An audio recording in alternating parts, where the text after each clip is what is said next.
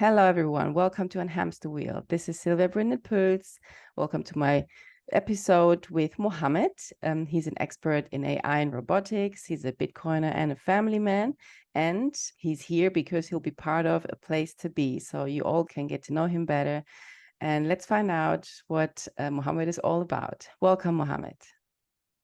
Thank you, Sylvia. Happy to be here. Great to Thank you have for you here. the nice introduction. Thank you. So, yes, let's dive into you being an expert in AI and robotics, because I think that's what many kids are into. I think the parents who are listening to this will be excited for their kids to know that somebody like you will be here teaching those classes for those who are interested. What exactly do you do then? Amazing. So I'm currently a director for data science at a startup here in Saudi Arabia, Riyadh, and we work on providing services of AI and machine learning, as well as robotics and automation to a lot of our clients to realize the value of this groundbreaking advancement in technology. Mm-hmm. And what do you do And like on a daily basis? What does your job look like? so yeah, for most of my career, I used to be more of a practitioner of machine learning applications and applying AI on many different domains, either for an insight or for automation or for prediction and forecasting. Uh, but only recently, I've changed to more managerial, directing a team of young data scientists, nurturing, coaching, and creating business opportunities where they can also apply that. And I help them in with my experience in providing that service and coaching them throughout that career. It's a very exciting field. A lot of people are catching up with it and understanding the value of it. The ChatGPT revolution have made people realize how groundbreaking it is. Everyone is using it, from professionals to young people, to educate themselves, to learn, and even help them in a lot of their tasks. And I'm happy that it happened. That golden age happened during my lifetime. It's like all technologies.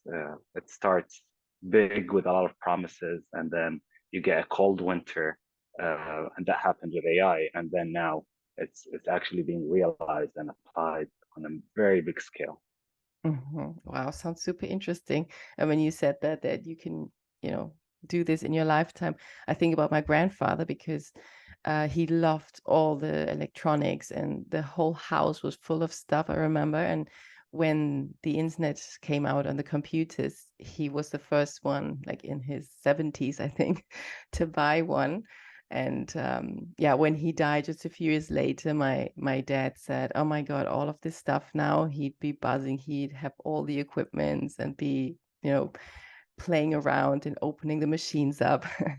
And that's also what my brother did as a kid. He opened up the radios and the computers, he took them apart. I was more of I would build with wood or something, play outside. But I could see my brother and lots of other of my friends like becoming someone like you, like, sorry for the word geeky, a geeky person. Like I'm friends with the guys that I grew up with, and we were 4 years old when we met, and we're still in a WhatsApp group.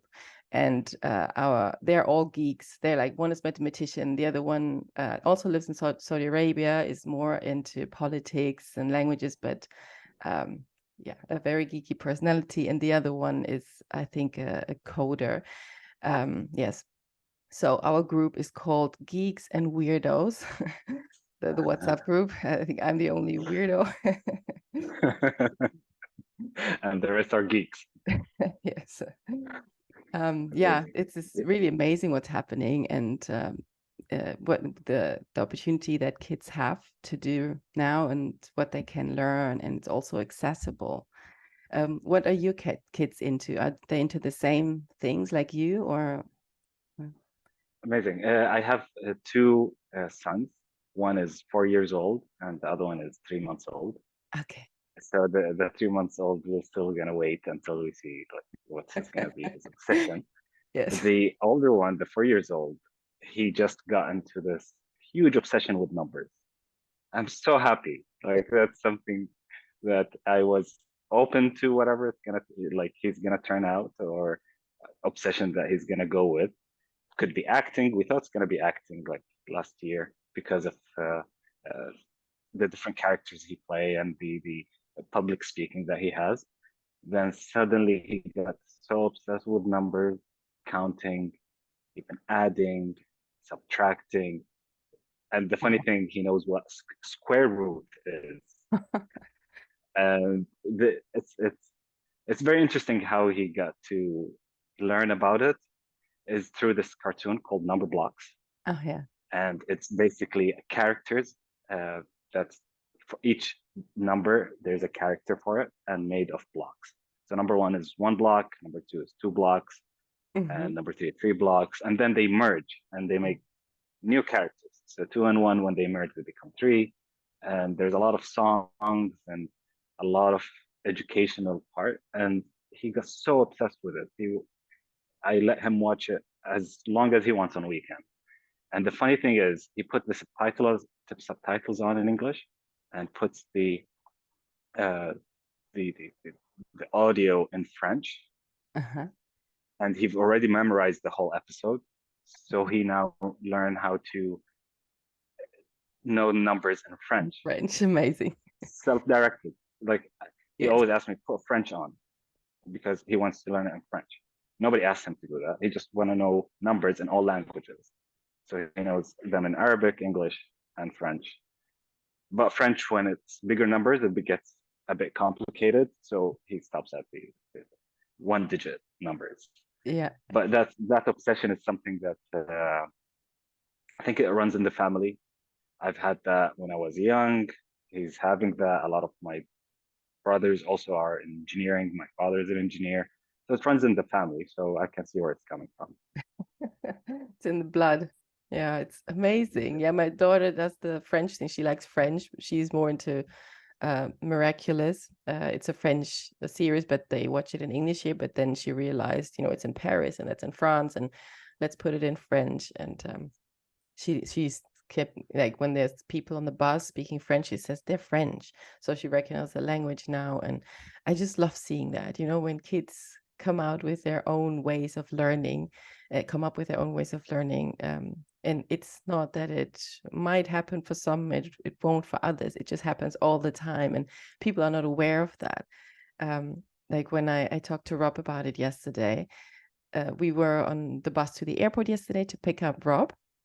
And when the bus was braking, it made a noise like, so it happened like twice. And Bo and I looked at each other and like, what's that? And then Bo said, that's the brake.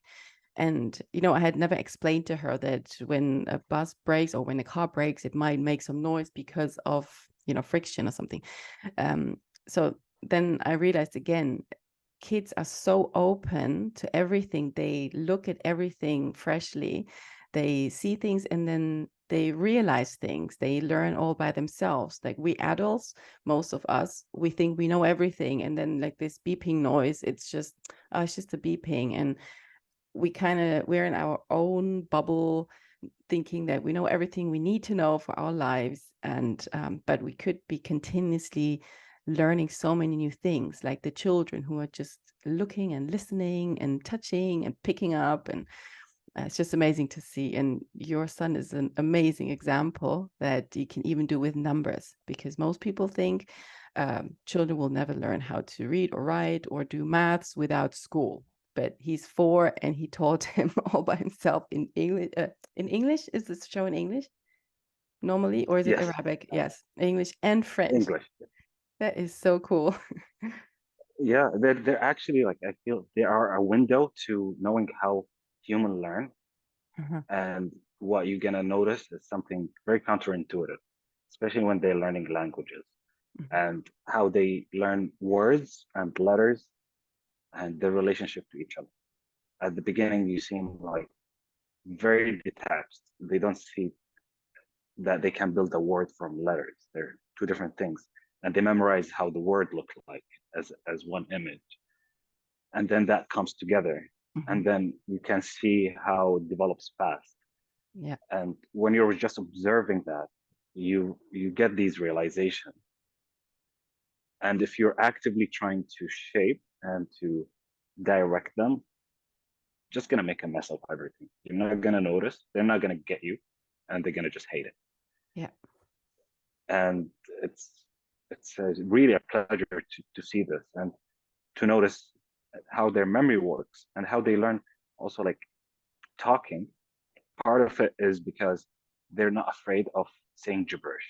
They're not afraid of saying things wrong and being ashamed, Mhm. which makes their learning very fast because they're practicing a lot. Yeah. And and once that is changed and like laugh at them or embarrass them and they get this negative feeling Mhm. toward mistakes, then you're just cutting off that learning mechanism that they have. Yeah. And how did you realize this, just on your own, or did you read it about, did you hear about, like, do you have a term for your, like, said, parenting style? Like here it's unschooling. Is there anything that you got into first before having kids or while having kids? Big part of it is my own experience when I was a kid. Mhm. I really have vivid memory about my childhood since I was 3 or 4 years old. One book that I've read about this thing is called Mastery Mhm. by Robert Robert Greene, I think. Yeah. Uh, he also wrote the Laws of Power, 48 Laws of Power. Uh, the book Mastery is about a lot of people who've mastered in history, mastered a lot of skills like music and so on. And a big part of that learning was their obsession when they were kids. Mhm. And then for someone to know what they're gifted at, they need to reflect and see their upbringing, what their passion was, what their obsessions were, and trying to understand where they can excel. And that's an exercise I've done during my career because at some point I did not feel that I'm in the right place. Mhm. And I wanted to know where I should head to and change my career to because my background was in electrical engineering and project management for a while. Worked in an oil company around the world and around Saudi Arabia and really remote areas. It did not feel that it clicked with me, even though I'm an engineer, I'm a tinker, but that didn't seem to satisfy me. So I did not know where to head. So I did that exercise. I realized I love computers. When I was a kid, I tried to have access to my older brother PC. That was just about when we got the internet in 1994. I was about 9 years old, and that was very amazing and awesome technology. Even before the internet, just clicking around and opening windows and games and Mhm. installing this stuff, it just felt so amazing that I got so obsessed with it. And then my parents' reaction to it was the anti-obsession type. It's like, don't be too obsessed with something and you'll be weak in other things.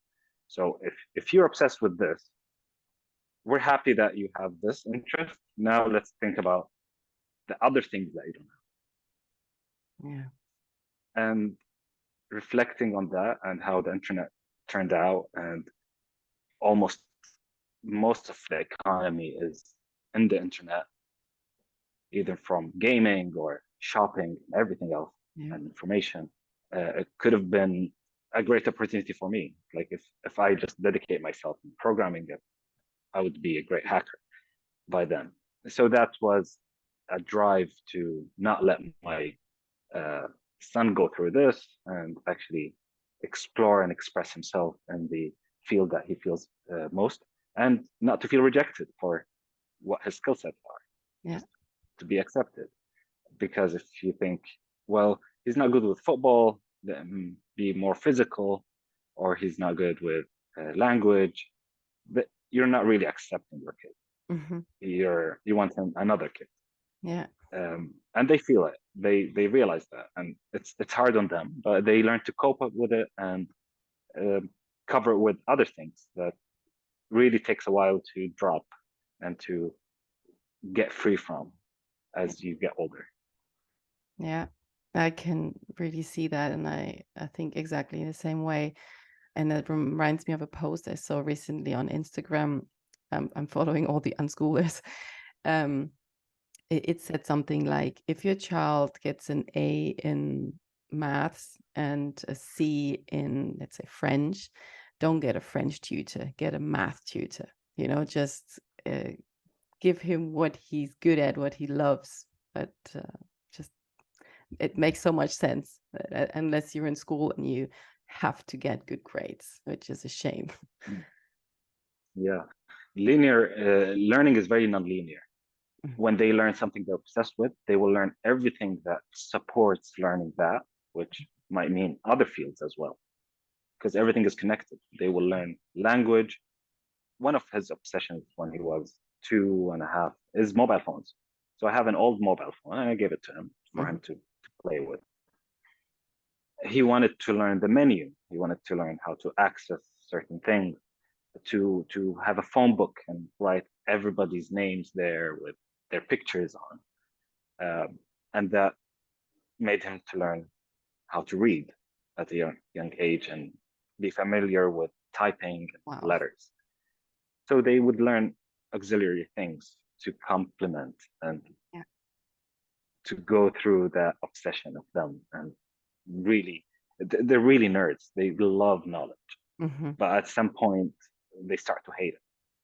And that's what happened with me for a long time, where I would say from like 7 years old until 27 years old, Wow. I was with a mindset of minimum effort to pass, because for me, they're easy stuff. So I just learn it right before the exam. I don't have to prepare.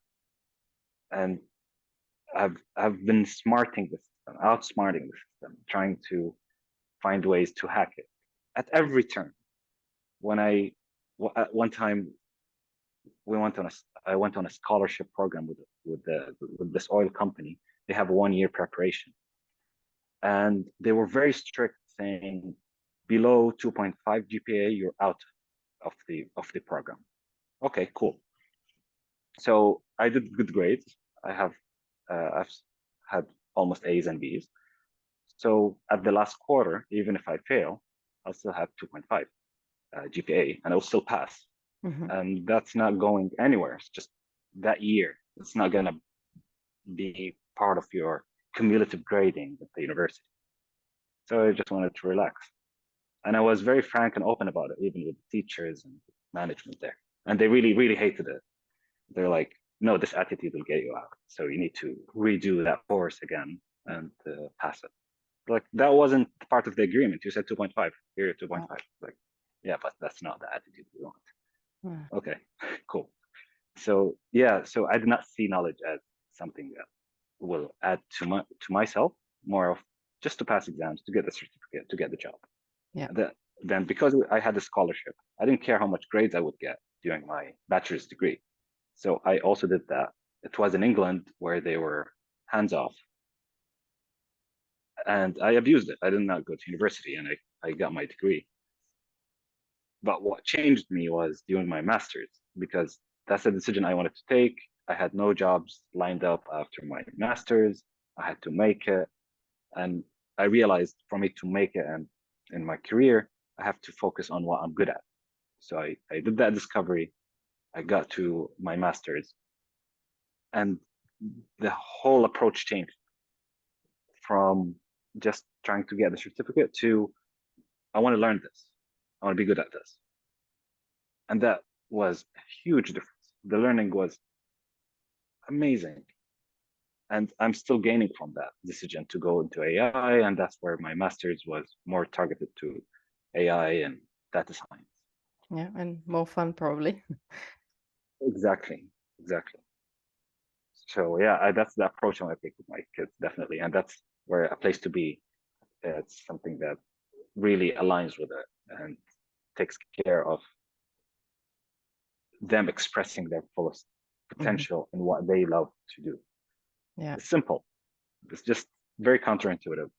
I think it's also more growth oriented than fear driven.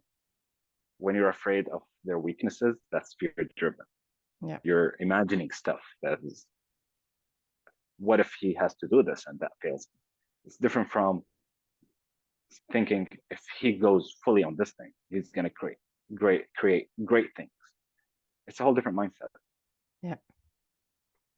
Wow.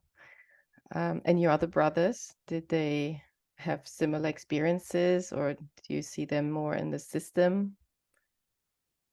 Yeah, trying to maximize within the system. Trying to match what? Sorry. To maximize within the Max. system, Okay. not trying to like go out to branch out on something Mhm. different and brace for the unknown and the uncertain. I think Yeah. Do they have kids that's too? something I tend to do. Yeah, they do. They do. Okay. And Yeah. they do the schooling thing, or Yeah, they go to good schools, like schools with high tuitions, um, okay. that they have very tough curriculum. Hmm. It's actually the school that I went to. I went to that school from 4 years old to 18 years old. It's a private school, the toughest school in Riyadh. Hmm. And they prepare you very well, secure your like career, but it doesn't make it fun. Hmm.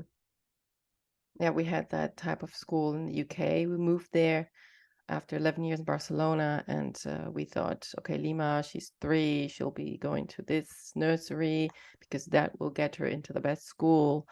And then I questioned, first of all, I felt really uncomfortable with this. You know, she's 3 and I'm already setting her up her path until she's 18. And she wasn't even ready to be without me in the kindergarten. And I almost cried when we looked at the kindergarten, just imagining like they were super nice and there were these kids, very sweet. But I know my daughter and I knew she wouldn't be here without crying and they wouldn't let me be there until she was used to being without me. Um, and it was all like, yeah, but she's going to get into that school afterwards because it's the best. And then I started questioning, what does the best mean? The best for what? Like for her well-being, for her happiness, for her fulfillment, or for the good grades that will get her into, better universities? And how do they do that? A lot of pressure, I found out, because she had a friend 2 years older who was just starting that school, and his mom said he has so much homework and he's not liking it, and he was like 5. And I thought, I'm not going to do that to her. Like, pressure at 5 years old, being there from 8 or 9 till 3 or 5 p.m. um, I thought, no, Rob, we're not going to do that. I'm not going to send her to this kindergarten, and she's not going to go to that school, because the only people we know, like they're in their 50s, they're messed up. They're super depressed and unhappy. They are very good at doing business, but they are deeply damaged people. And if that means, you know, the best school creates this type of people, I don't want that for my daughter or my kids. And luckily Rob was on board. And yeah, and then I mean COVID hit and we escaped anyway to the beach of Cancun and spent a few months there. And there she learned how to swim, and she was socializing with like lots of people, like Mexican kids and adults. And I could then really see, oh, this is the best for learning, for everything, for her soul and for us as a family as well. Instead of separating, you go to kindergarten and we stay home or work.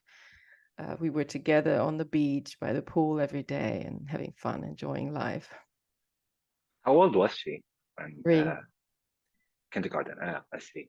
Because my kid, I got him to kindergarten this year. He's 4 in a couple of months, out of necessity. You know, we got the newborn baby, and Yeah, it's tough to have. Uh, he loves it. He loves it. that's I'm glad. It's a Montessori yeah. style school, so they let him do what he wants, which is numbers, learning decimals. They have a lot of toys that, very interestingly, that it does the feedback by itself. Doesn't Mhm. require a teacher to tell them you did it wrong. It's just they will know it's wrong by Yeah, themselves, and they will just crack it. adjust. They'll Yeah. just need to. do it the right way. He loves it. He just, even on the weekends, he asks to go.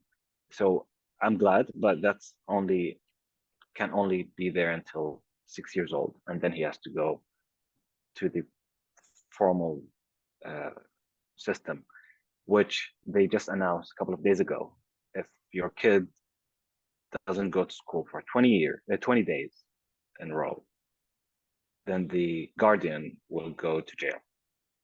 Oh my gosh. That's 2 days ago. That really made me very anxious about the future.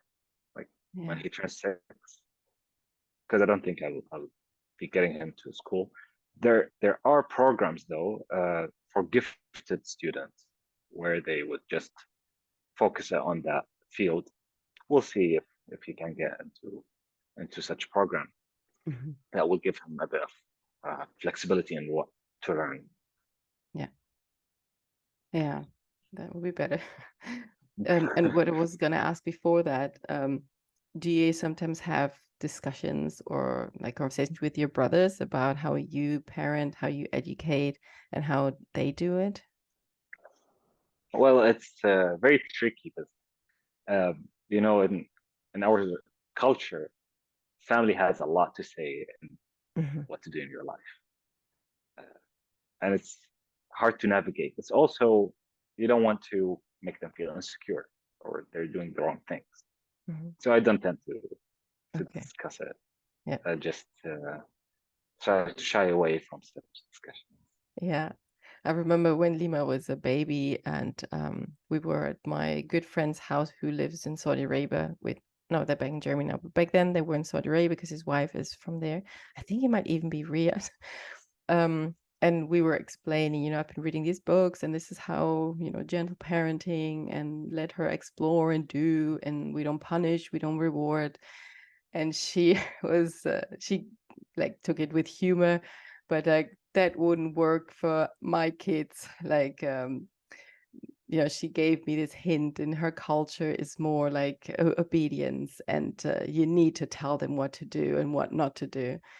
And he's the German, maybe you've seen him around. He's the only ginger guy probably walking around in Riyadh. He is more like a, Arabic, sorry, Mm. than her. He really loves the culture, and um, when we were there a few years ago, they had one kid in Germany, and she was like, "Yeah, it's okay, let him do," and he said, "No, no, no, he has to so and so." So yeah, I think I haven't found the best way yet to speak to people who are completely in the system and don't get what we do, um yeah, without saying things like, this in the system the kids are so limited and it's not good for them really, especially later in life, and like without making them feel that they're doing something wrong. I speak more with people like you who are on the same page, who have realized this or maybe even read about it and have their own experience. But are there other people you've ever talked about this who are in the system? Yeah, a lot of my friends, especially the ones that don't have kids yet, Hmm. or are not in that, because you don't want to make them feel insecure when they feel like they're going to work to afford their tuitions and Right. they're doing everything to help, and then you just demolish all that, and with no alternative really, because they're stuck within the system. It all works together. The mom has to go to work, father has to go to work.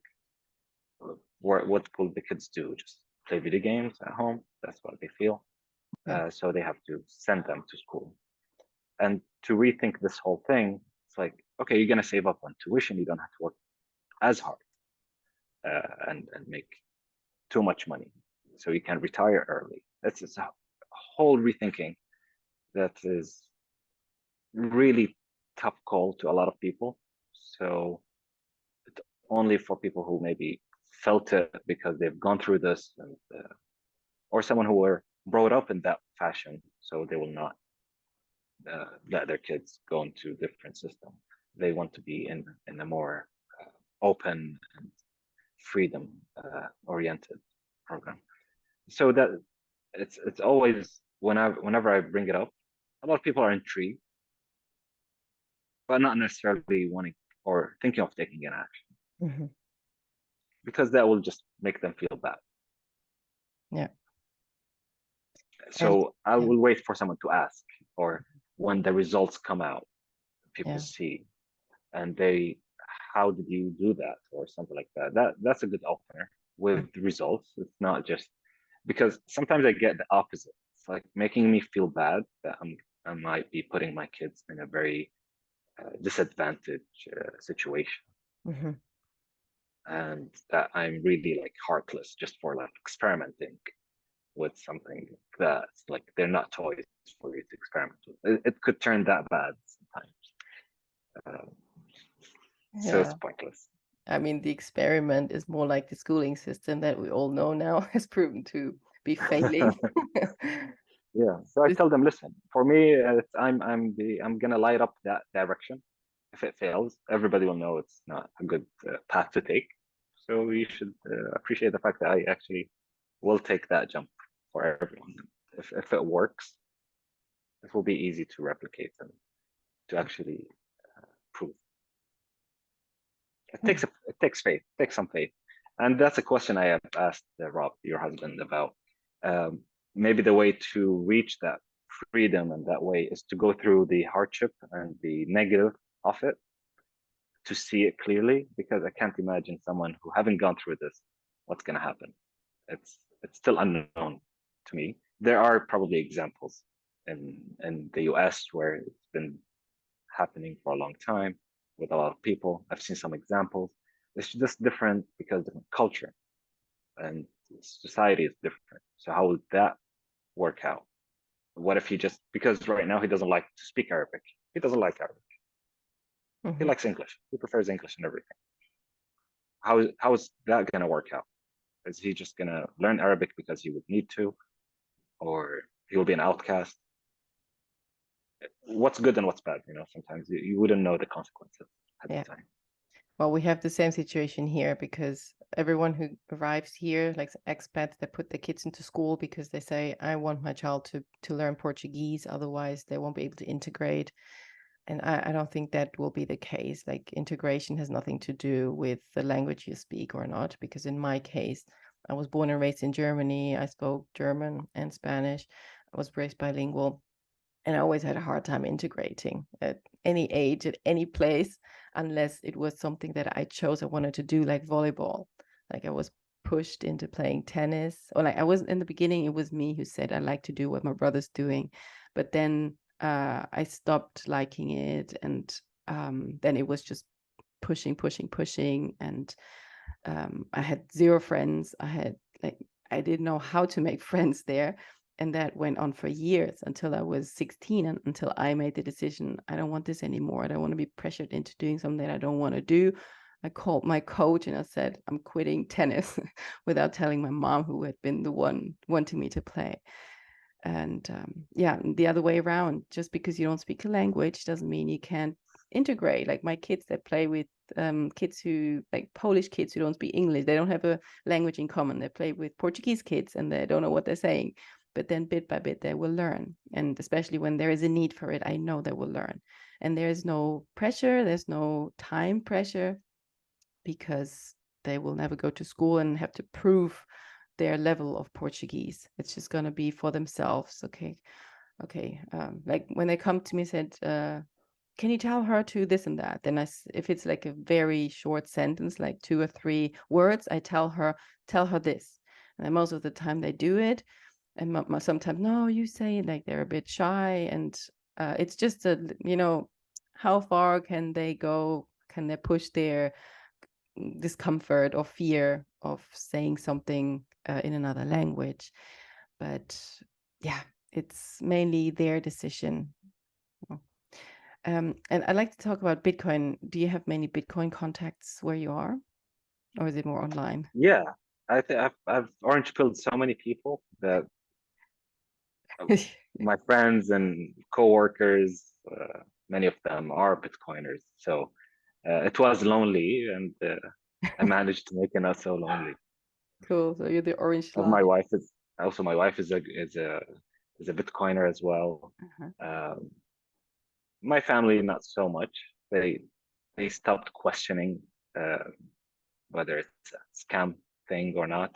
So they now acknowledge it, but not with the whole future um, and the transformation that it will do. Mhm. Because some people know the system, they know how to. It's like Plato's cave. They know how to play the system and know how to play within these rules. So they'd rather not to transform the world. Yeah.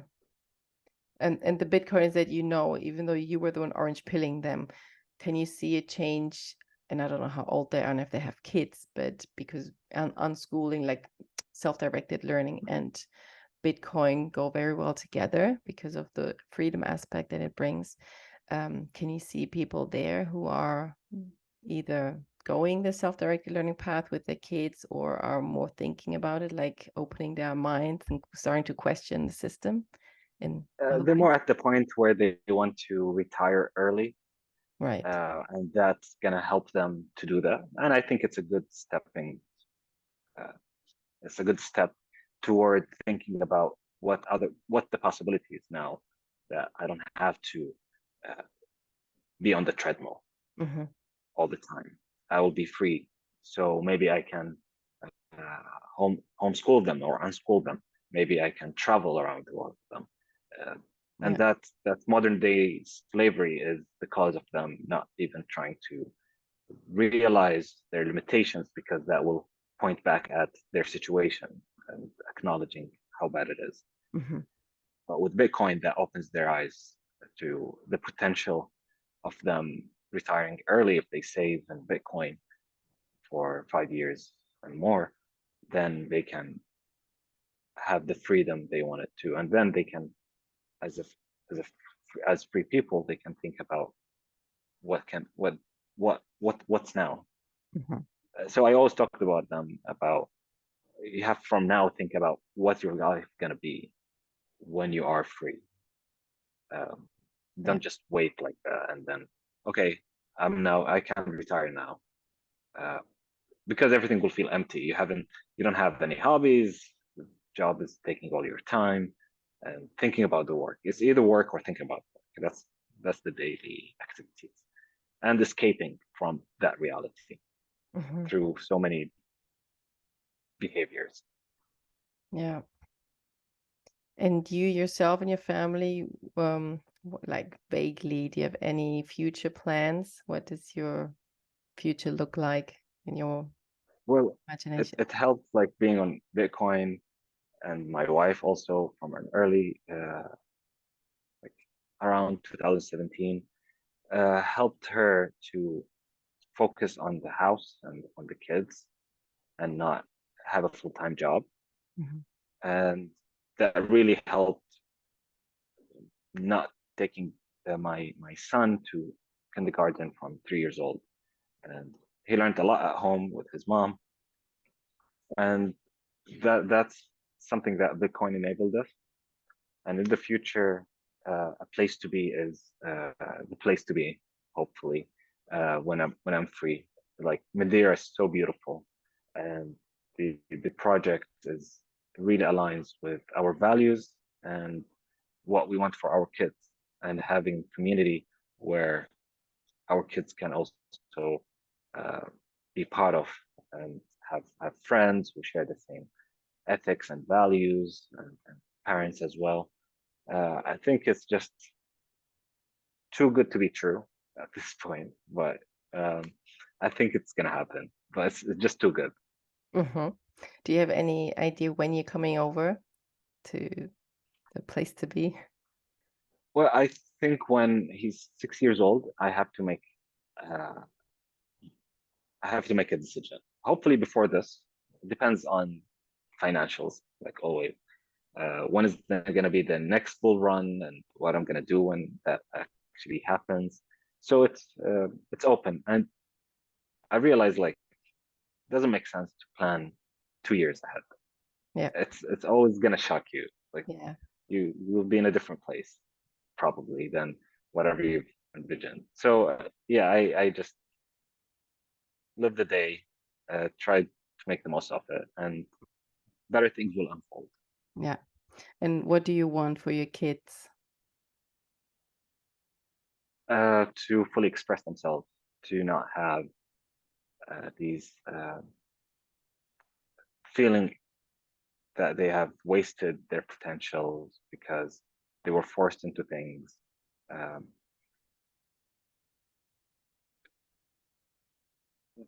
I wouldn't say for them to be happy, or because I don't know, is happiness the target, or is it more content, being content about yourself and where you are at every point, and not really worrying about the future too much Mm. because it's just wasted energy, or thinking about the past so much because there's no point, and that's just a waste.